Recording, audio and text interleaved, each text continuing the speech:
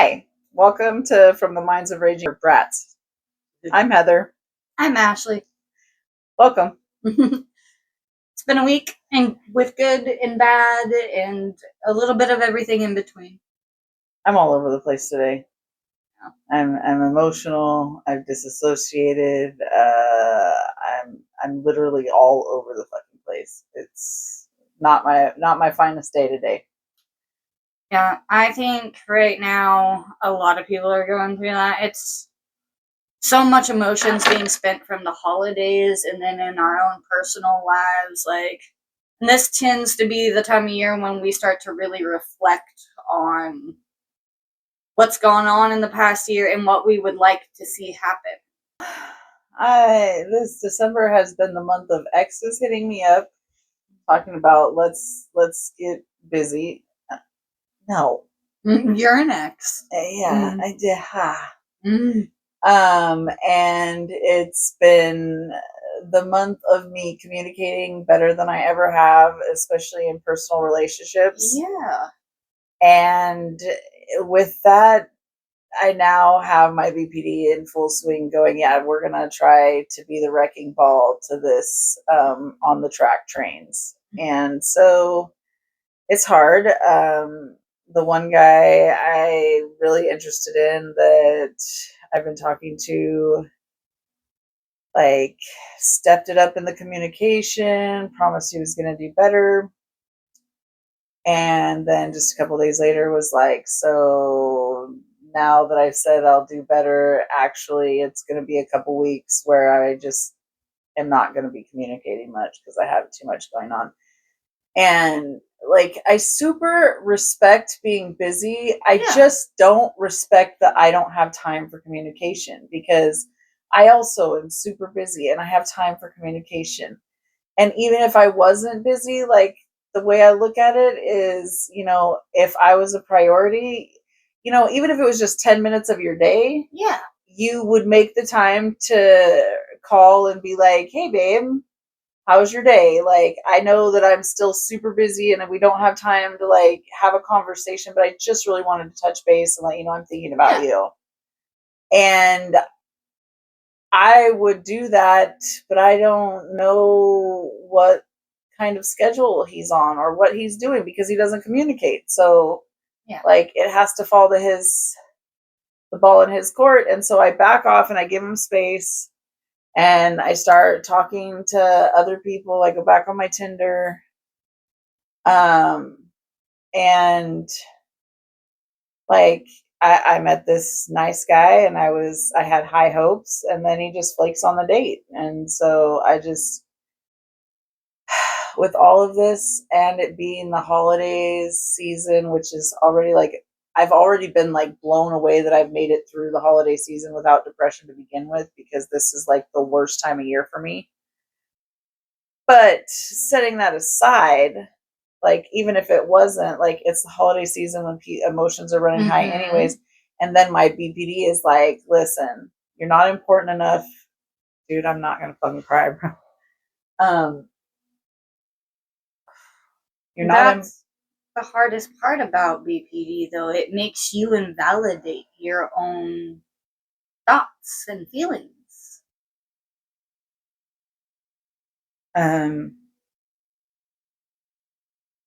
It's weird because I love myself.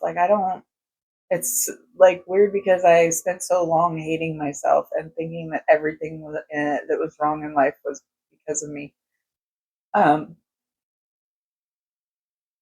So to not be there and then have those feelings resurface because of communication issues is super hard for me. Yeah. And I hate being vulnerable. So when I make myself vulnerable and then it's taken for granted, I just don't even know what to do with that. So right now, today is a harder day than I'm used to. And honestly, I'm probably going to try to edit as much of the waterworks out of this as possible, because I don't know. I've been more raw and open with my journey lately, so maybe not. I don't know. You do what feels right. Yeah, but I just know that, like, even with all that being said, with how hard I'm struggling today, um, I know that, like, I will pull through this, and that even if none of the people that are in my even realm of existence at this moment, like that I am aware of, any person at the moment is my person, and it's somebody else, and it's later, and I just have to be patient, then so be it. But it doesn't mean that I'm not going to have days like this where I just feel like, what is wrong with me? See? And yeah, BPD does bring those feelings up more, but I don't even think it matters if you have BPD. Everybody has those days, like, where their self-worth, I think, is rocked. And it doesn't even have to be for any reason, which is crummy. Honestly, like, that's shitty. Like, but I have seen you bound back better than you ever have in your life. You are taking things in stride, whereas everything used to be a tsunami. And you were just struggling to not even breathe, but tread water. Yeah, that's very true. It's still hard though. Like, Yes. that's the bitch Yes. of it, is that, like, they don't really advertise that how messy and how hard healing is, and that even at your healthiest, you're going to have days that feel like you're back at square one. And I'm at this place where it's not that other people control my emotions, because that's not true. Yeah. But for me, I notice all the small details. So if in a relationship setting, if I'm into you, like, if your facial expression even shifts slightly, Yeah. I'm going to notice that. And my brain, if I'm in a healthy place, just goes, that's normal, and bypasses it like a normal person. Yeah. But if I'm not in a normal, if I'm not in a balanced state of mind, if I'm not in a healthy place, and my BPD is kicking up and deciding it's going to raise hell, the slightest, like, even from like one snap to the next, like the slightest change in where the lip looks like it was kind of tilting towards a smile, and now it's kind of tilting towards a frown, I'm instantly going to think, oh, they just hate me. They're just placating me because, whatever the reason that I think. It's just how our brains play tricks on us. And when you have BPD, your brain is one of the biggest weapons against yourself, because it does make you notice all those things, even if it's nothing. Even if maybe like they had like a muscle twitch and like that's the reason their face moved or something, that's not how you read it. No, and like, even before, when I said I needed communication, he was like, I just do this sometimes. Like, nothing's changed. If something changed, I would tell you. Like, nothing's changed between us. And okay, but that's not how my brain works. Yeah. That's not how I process love. And if you don't communicate, my brain will not just tell me, but it will beat me down with the fact that you're lying to me, you're manipulating me, you don't like me, you don't want me, you just want to use me, and I go into this fucking hell spiral in my head that it literally feels like hell. Yeah. I mean, I would rather be taking a physical beating. Literally, I would rather take a physical beating. I get it. Our minds can do so much worse to us than anybody else could.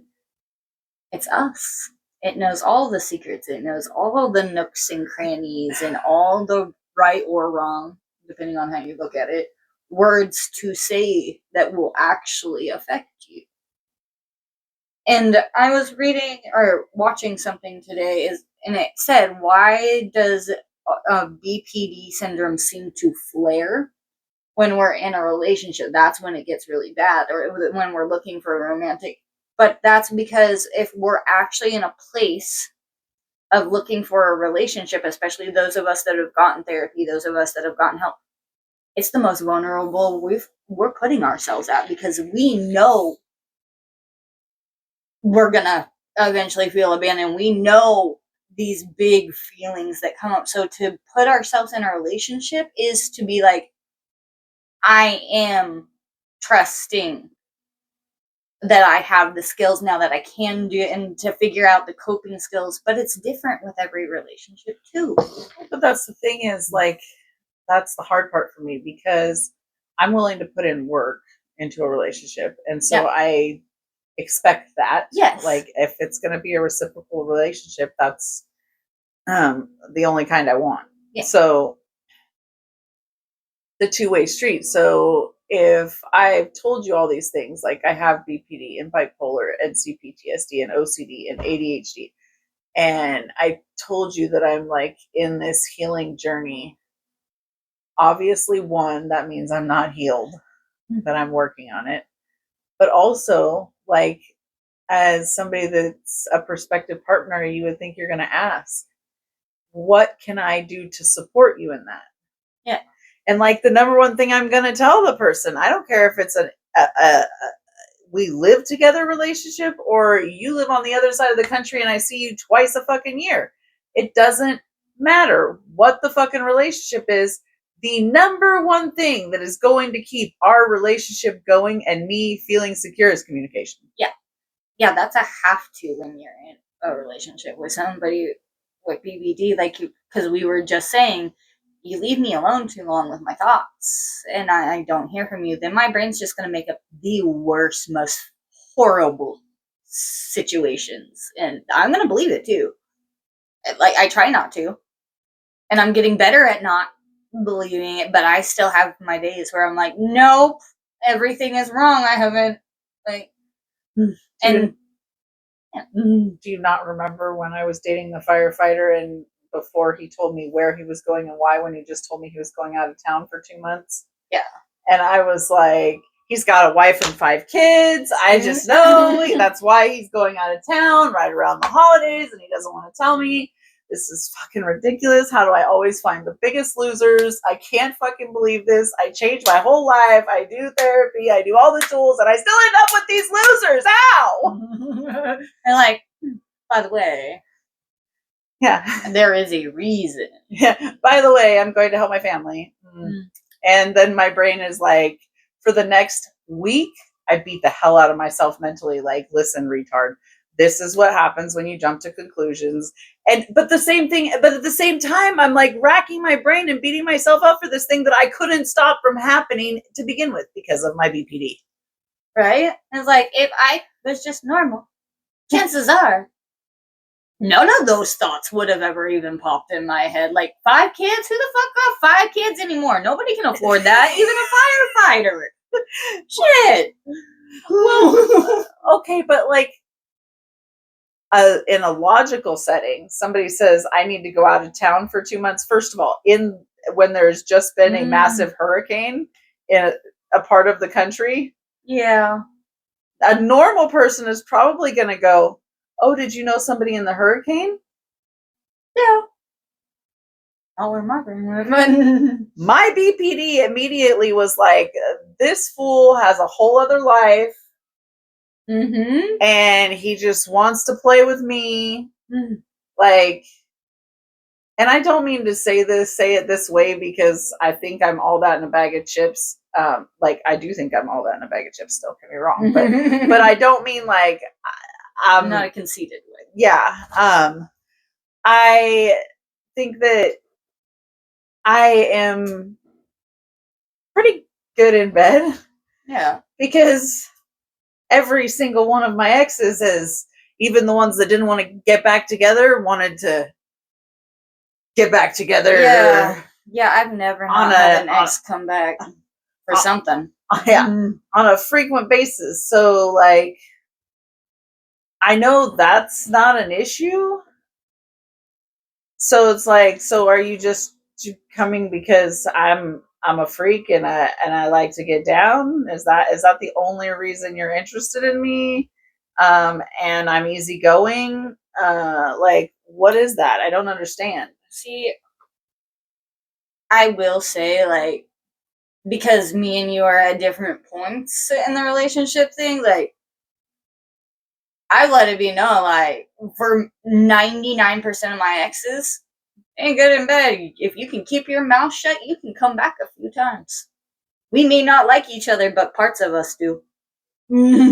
I don't want an ex to touch me. I was also just about to add, I don't want no exes. Maybe a new like person down the road, but at the point I'm at, I'm like, don't touch me. Don't come to me. If I already had you and we aren't together, I don't want you again. I have no interest. See, that's why I have long-term male friends that if we're single, we're either one of us or any of us are single at the same time that the other is single, and we feel the need to get busy and we don't want to fuck with anything. We just pick up the phone or send a text and it's a done deal. That's not an issue. So yeah, no, I don't need an ex to scratch an itch. I've got itch scratchers. See, I guess I don't even have an itch lately. I'm just like, work. Lots of work. That seems like work. Even talking to people seems like work, so I can't imagine putting any more effort into trying to sleep with one at this point. Like, I know, again, I will find somebody that piques my interest, but now I'm just kind of bored, I think is my issue with most people.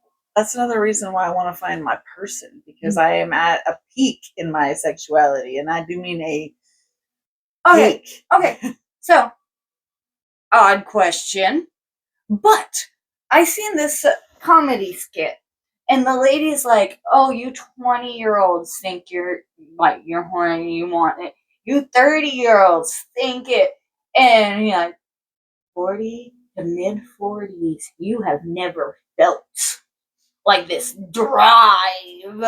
Is that true? Yes. My mom even agreed, and she said that. I was like, "Excuse me." I was like, it gets worse. It's like a burning in the pit of your stomach, where some days you are like just driving down the road and you're like, next thing you know, you're like salivating over a guy that's walking down the street and you're like, what the fuck is that? Oh my God. And your pants are so wet, you're like, I need to go change. This is fucking ridiculous. What just happened? Or wait. Here's one that's even better. You wake up, you go to the bathroom, and you wipe, and all of a sudden, because you touched yourself, you fucking orgasm. You're like, what? Just what? Oh hell no! It cannot. Yeah. So y'all having your hormones fucked with, because you must be mid-40s or perimenopause. Yep. Your kids are either all grown 20 and think they know everything, or you waited a little bit longer and they're 16 and really hitting that attitude stride. And everyone's like, no, I am not going to make it.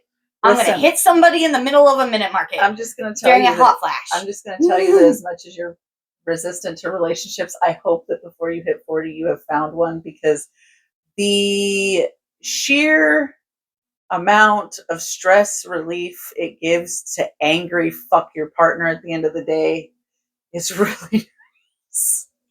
And I haven't got to do that. You will find your person. I mean, I have gotten to angry fuck somebody, but like not be like my partner, where like we can do all that and then I can curl up in their arms and like saw about the rest of the bullshit. And not be looked at like,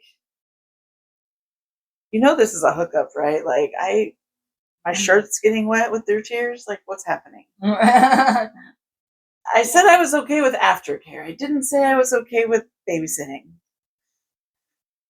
Sometimes aftercare is babysitting. I was like, it's almost the same thing depending on the session. Feed me, love me, don't you fucking leave me.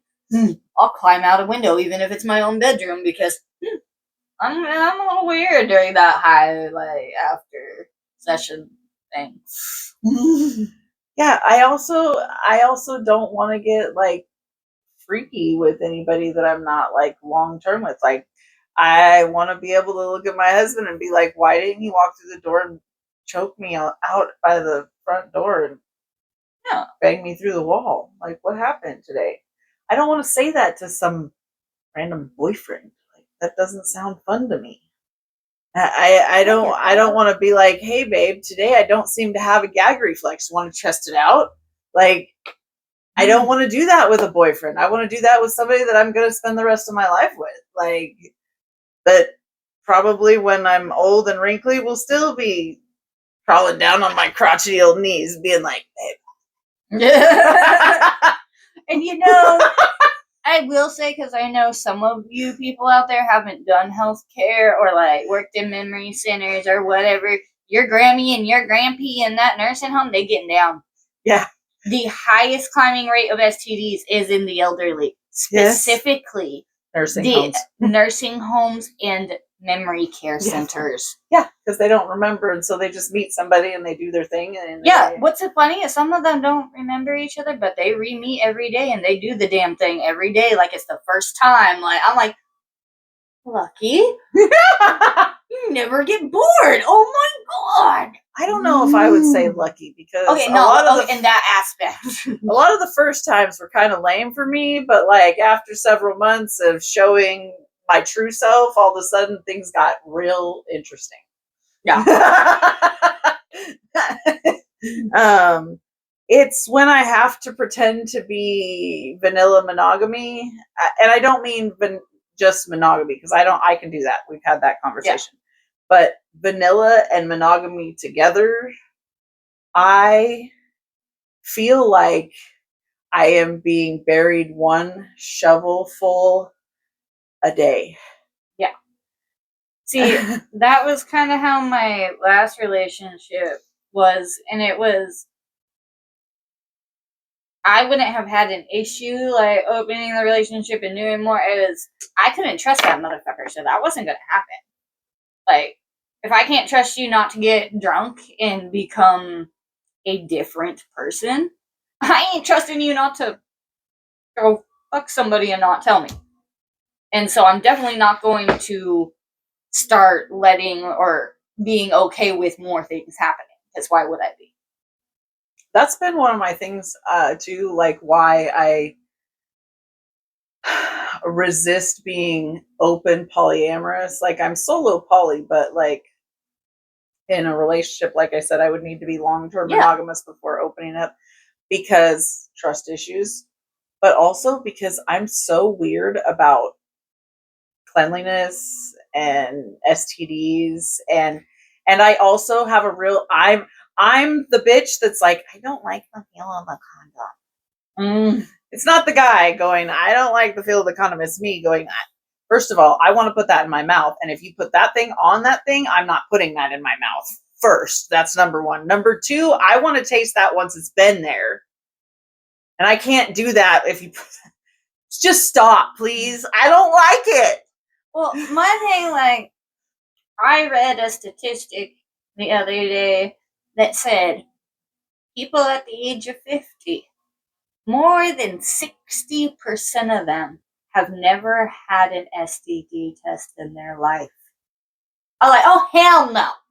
See, I checked. Get like, tested, people. Let's swap tests, like, before you come near me. Before you think you should come near me. Dude, I get tested before and after every relationship. Yeah. Oh, it doesn't matter. Like, if I'm having sex, it's every 3 months unless something seems hinky. But if I'm, for some reason, like, every 6 months, absolute minimum. And that's pushing it a while for me, honestly. And that's because my mama made me paranoid. She like, you fucking walk around barefoot and like you don't get your shit. And even if you're not having sex, she's like, you use public restrooms, you drink after people. I was like, no, the fuck I don't. Actually. I use public restrooms. I use public drinking fountains, so I drink after people. Yeah, I don't walk around barefoot anymore, but I do used walk to around everywhere. Like through Hawthorne Park, Bear Creek. I would never walk through Hawthorne Park today. Oh God, no, not anymore. Like I said, I don't walk around barefoot anymore. I have bitch foot syndrome. Like, I like being barefoot. No, I got bitch foot syndrome. Like, if it even looks like the ground's a little rough, I'm like, oh no, not my feet. You would think that I live like that, how soft my feet are, but it's actually just because I wash them every time I take a shower and then put lotion on. Yeah. I give my little feet a little foot massage lotion every time. Then again, I do that to my whole self. I have soft fucking skin. You really do. I'm like, the other day I got out of the shower and I was like, before I even put my lotion on, I was like, man, I'm softer than a baby's ass. Fuck yeah, what an accomplishment. And then I sat there just giggling on the toilet like, Heather, you just compared yourself to an ass and you were happy about it. It's a baby ass. It's different. I know, but I was little just cherub cheeks. The things that pop into my head make me wonder. Like, okay, well, there's the mental illness right there. Yeah, that's a key definer. See, I have moments like that, and then I have moments where out of the blue, I'm watching a car like drive by, and I'm thinking about where the bolt is in his fucking drive pit. Not like because I know the person that's driving or anything. I just think about if somebody took like the bolt out of their drive shaft and it fucking dropped in the middle of the road and like Spirit, I'm like, I seen that happen coming off of I-5. Oh, yeah. This truck come hauling ass up to the stoplight right up by the mall, like exit 30. Right at the fucking light, dude. Their fucking drivetrain just bink. Oh my God. And he's like, that actually happened to me. I drove by laughing my ass off and I was like, that's gonna be a bad day for you. I'm such an asshole when shit like that happens. I shouldn't be, but I am. Yeah, I think so. I think it's because too much bad shit's happening. Yeah, I've had it happen, so I would probably laugh too. Be like, that shit sucks, I know. That's how I lost my truck. Yeah, but that's still compassionate. I'm more like, sucks you're having a bad day, douchebag. I don't even know if you are a douchebag. I have to have, especially in that circumstance, because when I dropped my drive line, it broke, and I somehow got it pulled to the start, and I called my mom. I was like, I can't get out of the truck every time I let off the brake or the gas. It just goes. I can't fucking do anything. I don't know what to do. She comes and she parks behind me and she's laughing her ass off. I can see her in the rear view, she's like, I know what you did. When she walks up to me, I was like, good, tell me. She's like, there's a gouge down there all the way up into your truck, and your drive is. She's like, I don't know how you didn't catapult yourself, honestly. And she wedged up my tires. She was like, come on. I was like, I can't leave my truck. She's like, what are you going to do? You're going to pay for a tow truck? I was very much home, very much without a job. I was like, it did eventually come back to my mom's house a few days later, but no, that was the end of my truck. And then the tweakers stole it next door. And I thought it was hilarious. I was like, it's not in my name. My mom said somebody broke into my truck. Seriously?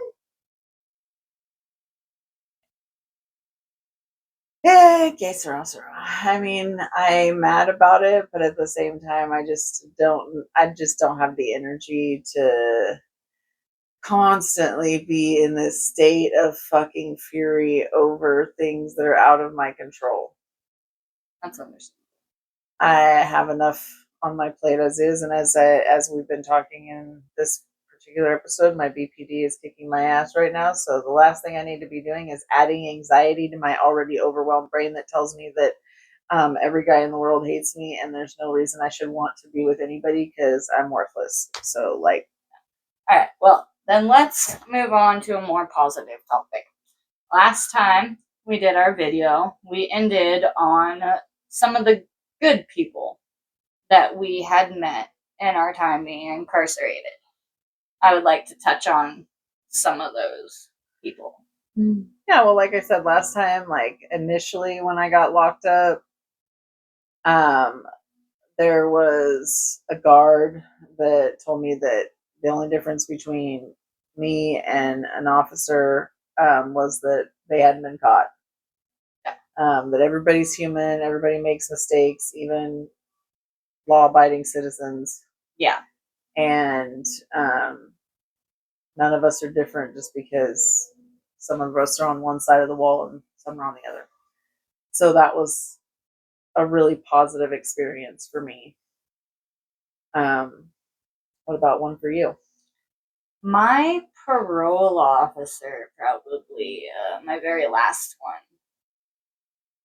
Bev. She probably saved my life. Like she went to bats for me. She went to court with me to be like, these were the circumstances of why she had committed her crimes. You would have done the same thing. Like, she got me put into the White Shield program so that I could continue to have Lakota. She got my record sealed. She drove me to my appointment. She was awesome. And she's just like, honestly, I don't even think you should have been arrested. But since you were, and we're in this situation, this is how you get yourself out of this situation. Yeah, I mean, I had a really good PO when I got out. He was just a really good overall person. I was supposed to have a different PO, and I'm glad I didn't, because when I met him later, like a year into my post prison release, he was like, "Oh, you'll be back in prison. Everybody goes back to prison. Nobody." Like, he really had this don't give a fuck about anybody attitude. I'm just here to stamp paperwork until I can send you back. Yeah, that was my probation officer. No, I'm not going to say it. And she's not a nice lady. She's hopefully not working with kids anymore. Well, I ended up getting somebody different, and he was amazing. Like, not that I didn't do my part. Yeah. Like, I towed the line and I made all the reports. And if he called me and was like, "I need you to drug test," I was Johnny on the spot. Yeah. Like, I did my time correctly. But he also made it very easy to toe the line. Yeah. To just, he was an easygoing, great person all the way around. Like, somebody that if I had known in the free world, I would have been friends with. Yeah. But like, I also had lots of people throughout there. Like, I had, so when I first went to jail, I was still very Christian. Yeah. I was still reading my Bible every day. I was going to every Bible study that I could. I was very, very Christian. But at some point in my incarceration, I had read the Bible front to back several times, and I realized that I was not Christian anymore. That Christianity just had a little bit too much hypocrisy and contradictions for my liking. Yeah. And not enough answers. So, during the beginning stages while I was there, I met this minister who at one point in her life was a prostitute turned minister, and that was part of her story, and she was a really great person. Yeah. She baptized me even. But one day I was going to Bible study, not because I wanted to be in Bible study anymore. It was at that point that I was just doing it to get out of the cell block. So, and I'm in there and she's preaching about God's love. And at this point, I'm really starting to, like, I've been incarcerated at that point for probably a good 6 to 8 months. Mm-hmm. And a lot of that time has been me in isolation, just thinking. Oh, that's. And in that thinking, it was thinking about my traumas, all the different traumas that I'd been through, and just really wondering why I should even exist. Like, what made anybody in the universe think it was a good idea to create me and bring me to this world? Yeah, the thoughts that pop up in isolation. And so I just got angrier and angrier and angrier. And then I go to this Bible study, and they're talking about how God's love is unconditional and all encompassing. And I fucking got so mad, and I just jump up and grab the Bible because that was the first thing in front of me, and I just chucked it at this bitch's head.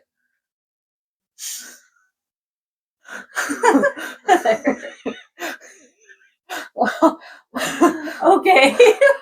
Like, now tell me how much God loves you. Didn't seem to protect you from that.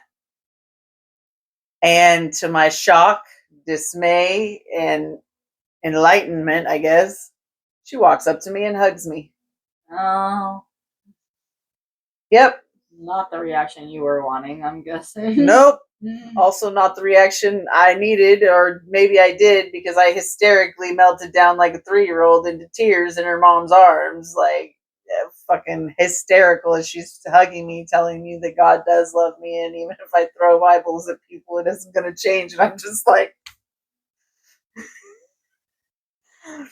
okay. And the next time I go to the Bible study, she brings me a book called God Chasers, and she's like, you may not know the direction you're taking to get there, but you are chasing God, whether you realize it or not, and you've got a powerful voice and people listen. She just left that for me and left. I never finished the book because I got transferred, and you know how that works with property.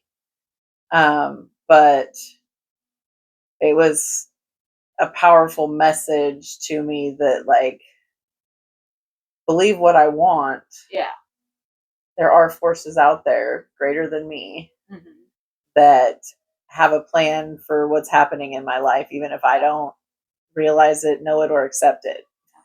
There was actually one book I read that it almost turned me back to God. And it's called A Case for God. In this story, this guy, he's an atheist, his wife's an atheist, they spent their whole married life atheists. And all of a sudden she turns back to the church and turns back to God. And he's like, we're people of science. I will prove to you that God is not real. He went to some of the smartest scientists in the world, and they're like, we can't say he doesn't exist, actually. If you look at everything, it's a little too perfect.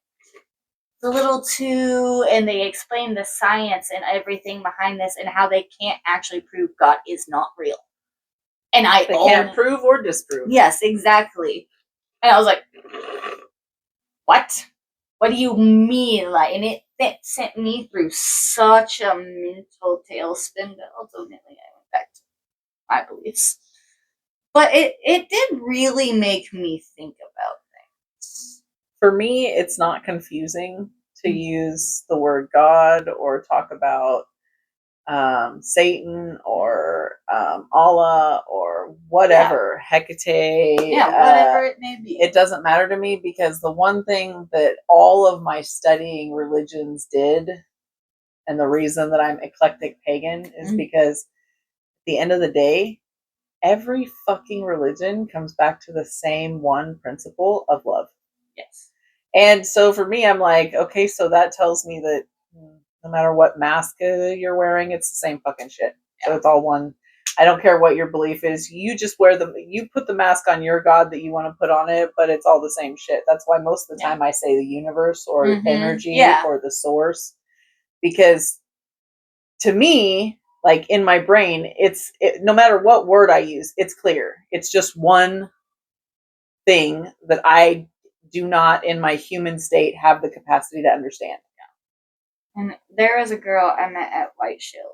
She was awesome. She was the first person to ever take me to a true Catholic, like, mass, like, and they did the chanting Latin. They did not allow electricity in their church. Like, they made you kneel on these stone, like, rods that went down when they make you, like, kneel down and stand. That they were awesome girl. Awesome girl. She was a very young mom, but she was so cool. And I told her too, I was like, I don't believe this. She's like, so you like religion, you like to learn, get you out of here, right? Okay, take me with me. And the only problem I had with the whole thing is at one point they're like, and now hug thy neighbor, and they all fucking turned to the one pregnant chick in the whole church, and I was like, don't touch me. I love you all. I'm not trying to be rude. Don't touch me. There's a lot of churches that I've been to where they hug at the end of the service. And I'm like, I'm a hugger, but that's overwhelming. Yeah. And for me personally, coming from the background that I come from, I seem to have this like invisible sign that only predators can see. And it's always the creepy guy that you wouldn't want to be left alone with or leave your daughters anywhere near that wants to hug me. And since these have been a factor in my life since I was like 10, this is a good reason why. Yeah, but it's like a beacon. But this is not the sign that says I am vulnerable to predators. There is something just else. Something that attracts them. There is something else about me because they don't go for everybody. And there were other girls with big chests that were left alone. I don't know what it is, but other than now, if you were to ask me if it was in my current state, I would be able to tell you because I exude an excessive amount of sexuality in just my person, because that is a unfortunate side effect of this age. that is the state that I live in. I could walk around and I am horny. And then somebody says something to me, it's like, oh, you want to fuck it instantly? My vagina's dry. Yeah. Like, oh, you said that. Yeah, like all the slick things you could have said to slide on into this inbox, and you said want to fuck. No, not at all. Not that deep.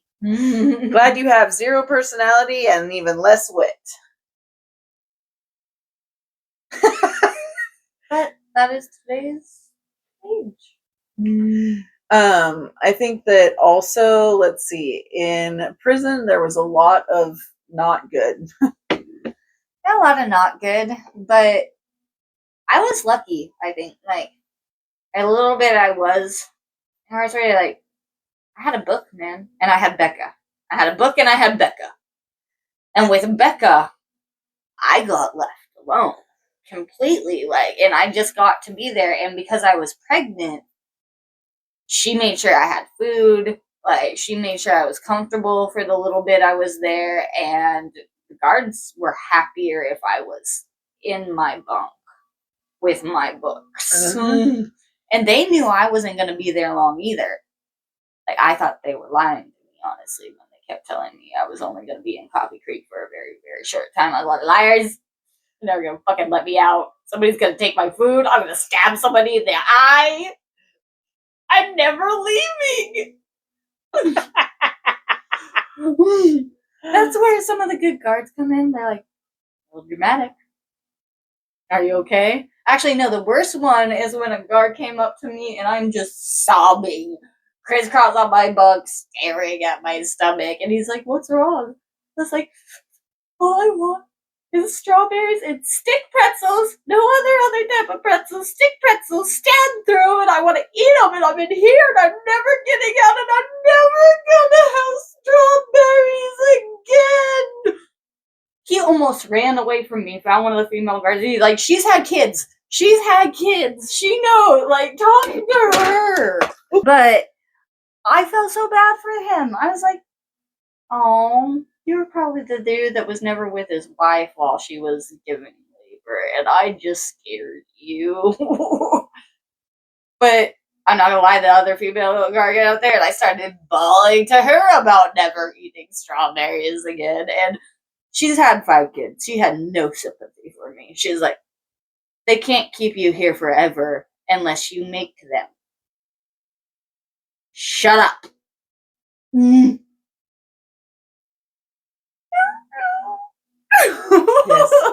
Women have no sympathy for other women. I don't know what it is. Well, especially if it's like guard inmate relationship, like. Let's not get me started on that. Yeah. There's just some guards that just don't. They really shouldn't be in that. Well, I will also say this. When I was incarcerated and when I spent my time in juvie and everything, there was reports about abuses and things going on, and basically everyone was called a liar. Now all over Oregon's TVs is commercials about all these centers, and a bunch of them I was at, that now if you were ever like beaten or anything, you're entitled to money now. And I'm like, that's funny, because we were all liars. You're like, I'd like my check, please. Right?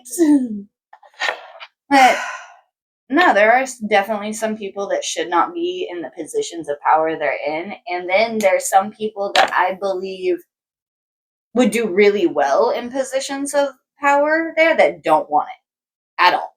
They're like, I just want to do my little thing. And I can't blame them. I was that person when I was working under somebody else. Yeah. It was very much, I just want to be a peon over here and do my little job. And if you can be okay with that and not fuck with me or have anybody else fuck with me, that would be really great. But instead, they would always be like, but you're already doing the management job. Why don't you want to get paid for it? Right. I don't want it to be my job. Right. I would like you to find somebody else to come in here and do this. I don't mind if I walk up and see a job needing to be done and I don't have something to do doing a job. But just because I can do the job doesn't mean I have to. I agree. It's like when I first got out of prison, I first went to housekeeping because I was in a halfway house, and that was the job I could get to and from. And then as soon as I got out of the halfway house, I changed jobs out to a different town where I was living. Yeah. And so I was working at a 7-Eleven briefly. Then I changed to a gas station. Why does my brain shut down like that?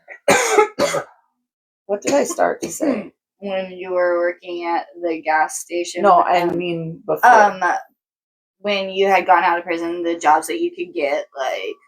Okay, so I went to work at the gas station, and while I'm there, again, I've told every job, I just want to be a little peon. So we, for the first time ever, pass our secret shopper 100% on my shift because I have been quietly training employees that they said weren't trainable. Just working with them like normal people, like treating them like a decent fucking human being, not like a fucking retard. Yeah. Because they weren't retarded. They weren't slow. They weren't idiots. They weren't none of that. People didn't want to deal with them. They didn't like their attitude or their past or whatever. And so they just acted like they were retarded, which really pissed me off. Yeah. So working with them, well, in that, because showing them how to stock meant nothing was ever not stocked. Yeah. Well, when you're constantly stocking, also you're rearranging stuff. So the entire store's been cleaned every day, pretty much. Stuff that normally didn't get cleaned ever. Yeah. The entire store has been cleaned. Outside, we're switching people that normally work inside to outside on the pumps that have never worked out there. So while we're out training, like we're cleaning up, we're picking things up, we're wiping machines down. Yeah. In the meantime, we get a secret shopper. None of us know. I'm the manager on shift. I'm the one in charge. And the 2 employees on shift were both people that the company said were not trainable. Also, not their best employees. Yeah. We get 100%, so we get a bonus. Well, the manager and I get a bonus because I was the assistant manager, but I was the manager on duty. We get a bonus. And she's like, here, this is for you. And she gives me the little 100% pass and all the areas that we passed in and everything that was done that day and the employees that were there. And I was so excited about it. And my manager's like, what are you doing? I'm like, I'm going to post it. Yeah. She's like, why? Nobody else gets a check. I'm like, no, but I'm pretty sure that they would like to see that they accomplished something really cool, check or no check. Yeah. Like everybody here knows only the manager and assistant manager get a check. Yeah, but it still boosts morale to know they did a good job. Yeah, and so I posted, dude, that thing stayed up for like 7 months. Because every time people would come in and see that on the wall, like the employees, I mean, people too, but the employees would come in and they'd see that on the wall, dude, they'd get pumped again and they'd go look and pick shit up. If there were cigarette butts outside, they would sweep the floor. If they're like, it gave them pride. So then it kept it going. Mm-hmm. I will never understand when people have employees and they don't look at them like human beings. Like, you are going to get what you put in. So I think that the prison system could really take a hint from that too, because you're going to get out of it what you put into it. Yes, but the U.S. prison system, they are not just a business, but they are an overlord with slaves that cannot leave. And depending on the prison you go to, all you do is work. You get up, you work, you eat, you work. Like, you go to bed, but you make them money. Oh, we made them money. Oh, we made them lots of money. Like, the highest I made as a supervisor in the call center was 69 cents an hour. Mm-hmm. Where what the prison was getting paid for that was $25.50 an hour for me. Yeah. And I got 69 cents of it. Where do you think the rest of that money was going? Because the call center maintained all the equipment and all the space and paid the prison rent to use prison. Yeah, it's a for-profit system. And that is why people that go in there on nonviolent charges end up spending 30, 40 years. Yeah, it's insanity. But yeah, it blows my mind, prison or not prison. In the system, in the jail, outside, it doesn't matter. It just happens to be more excessively abused on the inside. I do agree with that. But people need to really start treating people like people. You know what? Not to get political, we're going to see how inhumane people can get in the next few years. I have a feeling. Why? Because people cannot do a lot of people cannot do what we do every time we're together. We can debate. We can have polar opposite opinions and still love each other and be okay and not devolve into screaming or yelling or trying to like hurt each other's feelings.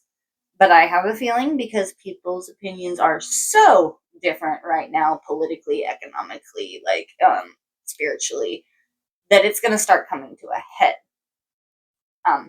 Especially after the first of the year. Okay. Yeah, I know. He goes into office. I don't have any problem. I have no issue with any of it. I am uninvolved. But I know people that feel so strongly on both sides that I'm like, oh, this might actually be bad. Like, this could cause some problems. I'm just hoping it doesn't cause problems for me and mine. If politics, I'm going to put it to you like that meme that I posted today or yesterday. If politics burns a bridge in my life, I have the torch. Yeah. No, I do not think it should burn bridges. Like, I love talking to people that are from a different standing or from a different religion or from whatever, because I can just be like, oh, well, that's your side, this is my side. Like, cool. Whereas people that I know that have been able to do that their whole lives, like the people that taught me how to do that, are all of a sudden like, no, it is this way or you are wrong and you're bad. And I'm like, what happened to open discussion? They're like, no more.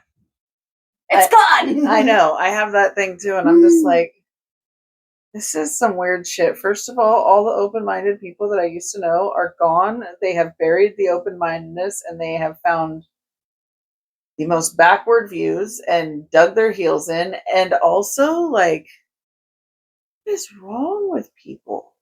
Right? Like, we need to bring back debate. We need to bring back differences of opinion. Do you really want the whole world to look like you? Well, that's the thing. A lot of them do now. Like, and they're not even like, it's not even like a racist thing. They're like, but we want them all to behave like us and think like us and feel like us. So that way there's like no arguments. There's no, and I was like, arguments are good. Like, they suck at the time, but they teach you how to stand up for yourself. They teach you like boundaries. Like, they teach you to not mess with other people's boundaries.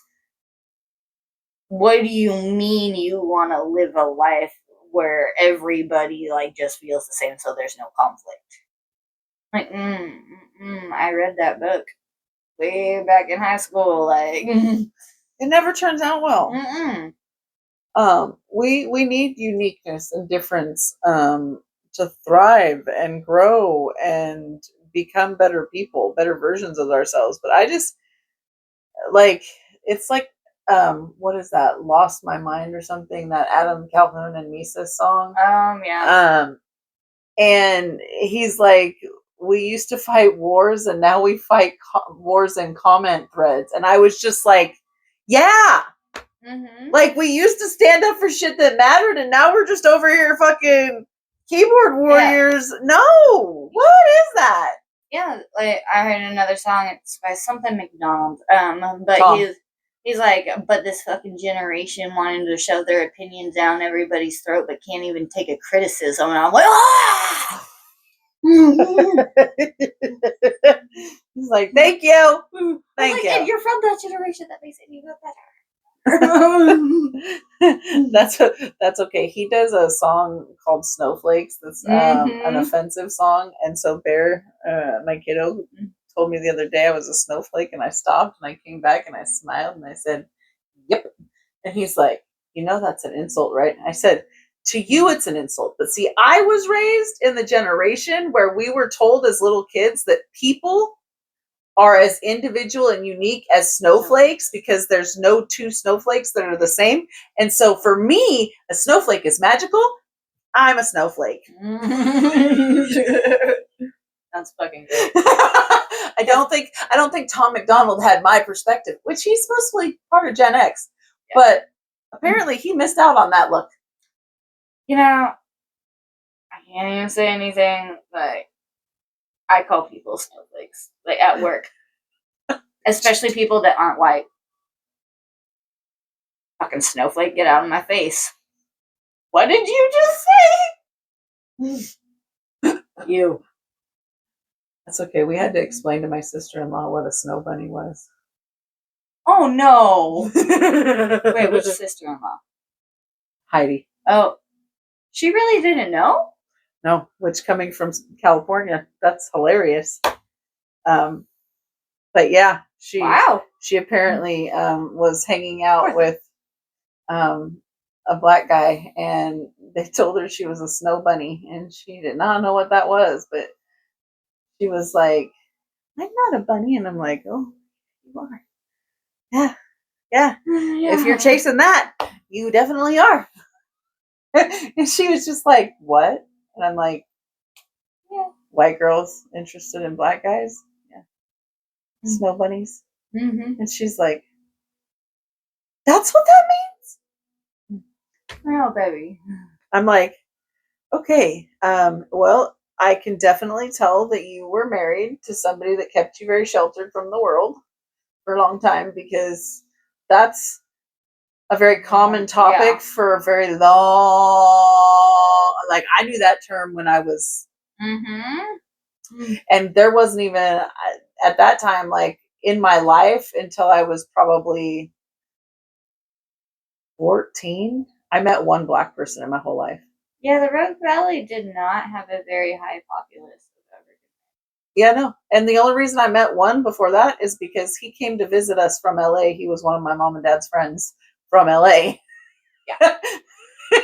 And my mom was like, and he didn't come back after that because Medford sucks. Well, honestly, I didn't learn that term until I was like 16.